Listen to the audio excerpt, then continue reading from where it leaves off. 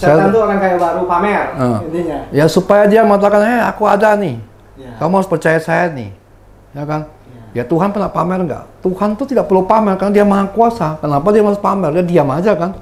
Tapi semua dibawa kendali dia kan? Tuh. Yang pamer kan yang orang kaya baru. Ngesok gitu loh.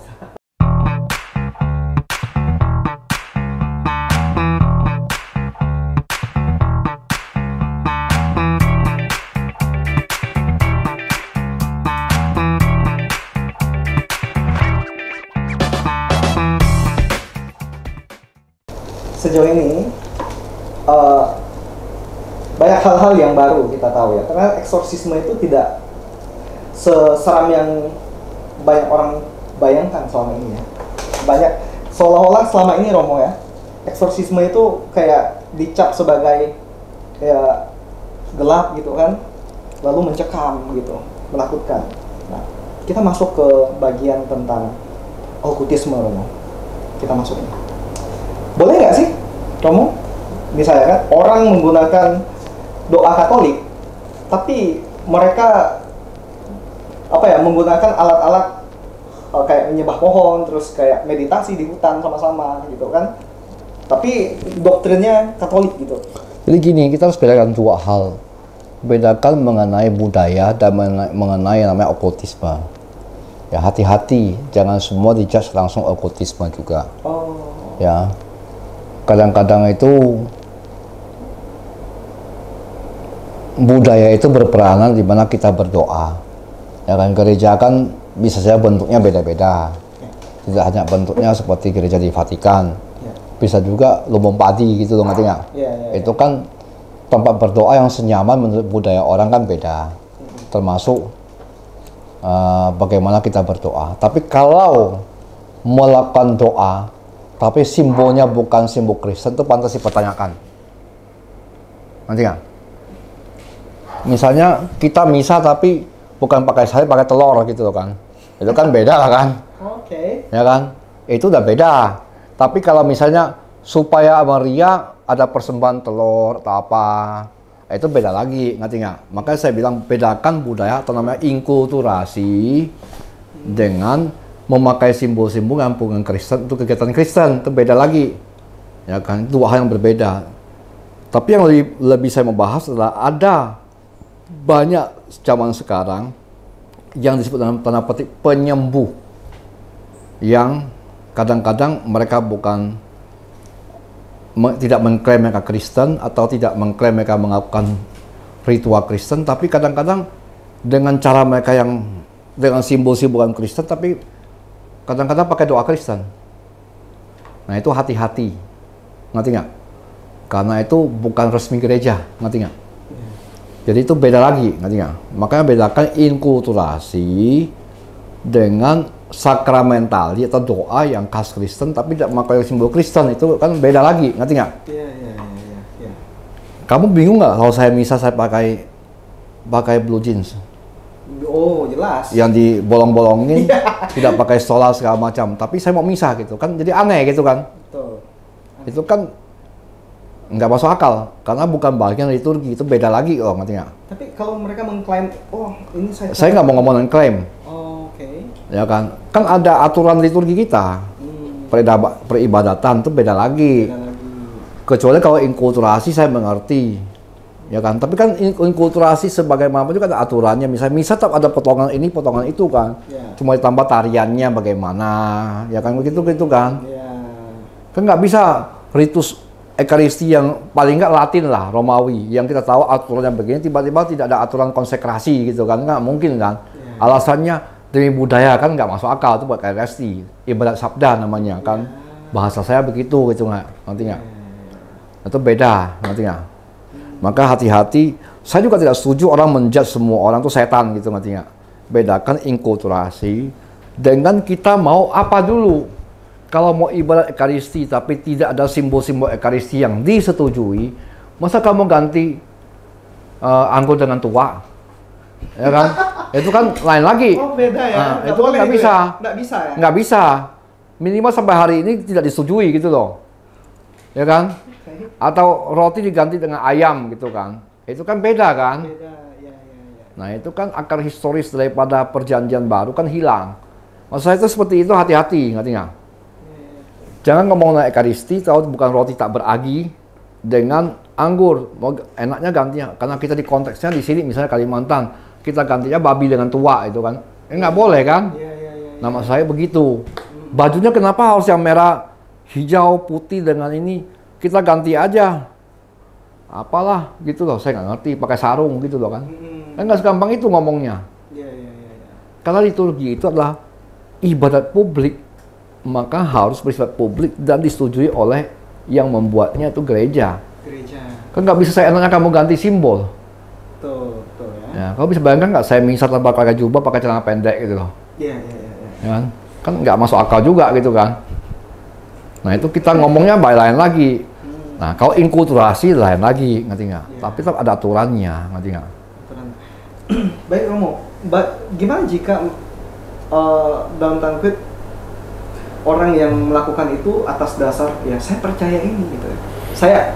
Saya mempercayai kepercayaan yang saya alami, kepercayaan yang saya yakini itu benar secara personal, secara subjektivitas saya sendiri gitu. Nah itu saya nggak ada urusan.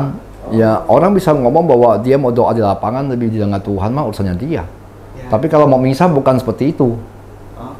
Ya benar lah. Ya nggak bisa ngomong gitulah.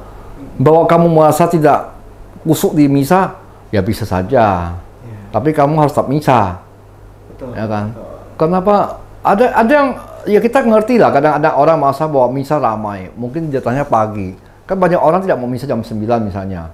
Yang ramai, katanya jam 5 pagi. Ya sah-sah saja toh. Ya itu kan masalah pribadi kan lain dengan publik. Karena liturgi itu ibadat publik, bukan ibadat personal. Ya kan?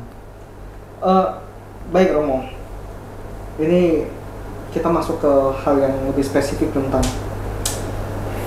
bagaimana bedain antara beneran orang yang punya hal-hal yang aneh nih, yang klaim dirinya, wah saya ini bisa melihat sesuatu, ya karena ini kan sebuah ciptaan juga nih, karunia dari Allah nih. Ya masalah ini kan sebenarnya masalah, jangan lupa ya, yang berperan itu otoritas gereja. Discernment itu discernment gereja. Banyak orang berpikir bahwa karunia itu selalu tidak hubungan langsung dengan gereja, terutama hierarki, ya kan? Hierarki itu karunia gereja loh ya. Orang selalu lupa dalam Lumen Gentium nomor 7, karunia Roh Kudus disebut macam-macam, termasuk karunia membedakan karunia loh ya. Ya. Ada ya? Ada kalimat itu. Karunia membedakan dan menilai karunia, itu karunia hierarki tak bisa. Uskup, imam. Itu karunia. Ya kan? Orang selalu mengatakan membedakan tanda petik karisma dan institusi dilawankan. Salah. Institusi adalah karunia. Karunia Roh Kudus adalah karunia menilai karunia. Karunia menilai karunia. Nah, itu karunia juga. Itu disebutkan dalam Lumen Gentium nomor 7. Itu yang berhak, itu siapa ya? Uskup terutama. Uskup kan pengganti para rasul. Dia berhak untuk menilai karunia. Ya tentu mungkin dia nggak sendiri dengan timnya atau apa, itu lain lagi ceritanya. Tapi kan kuasa untuk menilai karunia kan pada takbisan penuh, yaitu uskup. Jadi kita nggak bisa mengatakan uskup tidak eligible karena dia itu tidak seperti saya melihat. Salah. Karunia menilai karunia itu pada dia. Tapi kembali lagi ya, yang Romo bilang justru yang harus dieksorsis yang pertama itu adalah mereka yang punya hal-hal yang aneh, bisa mendengar, bisa melihat yang aneh gitu. Ya karena tidak normal toh. Dan sebenarnya pesan saya sebenarnya sederhana. Nanti mereka, maaf Romo, nanti mereka bilang, saya kan ngomong tadi gereja Katolik punya ajaran. Oh iya sih, iya. Lain dengan kamu punya pribadi. Itu yang saya dikajarin dan saya imani, dan itu harta kekayaan gereja. Kamu mau protes, ya silakan. Saya kan nggak bisa mengajarkan yang lain. Ya kan? Ya kan? Kalau kamu mau mengatakan bahwa saya nggak mau terima ajaran seperti itu, ya sah saja. Itu hakmu. Kamu kan tanya saya, gereja Katolik mengajarkan apa? Ya ini yang diajarkan. Ya kan? Baik Romo. Kita kembali ke si setan Romo. Apakah setan itu bisa tahu isi hati manusia dan pikiran manusia Romo? Tidak. Dia hanya bisa menebak. Yang bisa tahu hati manusia dan pikiran manusia terdalam hanya Tuhan sendiri. Yang punya akses masuk. Tuhan sendiri. Ya setan itu nggak tahu. Tidak bisa, dia cuma bisa menebak. Tapi kenapa tebakannya benar? Banyak benarnya. Iya. Kenapa? Karena dia makhluk intelijen dan dia sudah ribuan tahun umurnya sejak dunia diciptakan. Dia kenal namanya sifat manusia. Pengetahuan yang tentang manusia dicurahkan oleh Tuhan. Maka dia tahu banyak tentang manusia. Maka dia bisa nebak dan tebakannya banyak tepat. Tapi kalau dia tak apakah tahu isi terdalam hati manusia, tidak, hanya Allah yang tahu hidup manusia yang terdalam. Pikiran dan hati. Ya, setan tidak bakal tahu. Dia, hanya Tuhan yang pencipta kita yang tahu isi hati kita dan keberadaan kita yang paling dalam, bukan setan. Ya kan? Kita aja nggak tahu isi kita yang paling dalam, kadang-kadang kita bingung. Yang tahu cuma Tuhan kan? Dan rencana Tuhan, rencana ilahi yang tahu kan Tuhan, bukan manusia, bukan setan. Maka kalau dia ramalan tidak pernah ada yang tepat, selalu 100%. Dan Romo, apakah sama malaikat itu nggak tahu ya? Tidak. Malaikat itu bukan Tuhan. Ya. Malaikat itu sama dengan kita ciptaan. Hanya ciptaan yang semata-mata rohani. Dari segi rahmat, manusia dan malaikat tidak ada bedanya. Rahmat. Kodrat beda, dia lebih baik daripada kita. Karena dia semata-mata rohani, makanya dia bisa tembus pintu kan. Kita nggak bisa kan. Oh. Ya. Kodrat iya kita kalah. Kodrat kalah. Tapi rahmat. Bunda Maria itu manusia loh ya. Tapi dia ratu para malaikat loh ya. Ratu para malaikat ya. Ya rahmatnya kan melebihi para malaikat. Ya kan? Banyak orang tidak mengerti kan. Dia pikir menjadi malaikat itu lebih baik. Siapa bilang? Menjadi manusia adalah yang paling indah karena Tuhan saja berkenan menjadi manusia. Ya kan? Salah besar. Oh, jadi manusia ini istimewa banget ya? Loh, kata kitab Ibrani, bukan pada malaikat Allah berkenan, tapi pada anak-anak Abraham.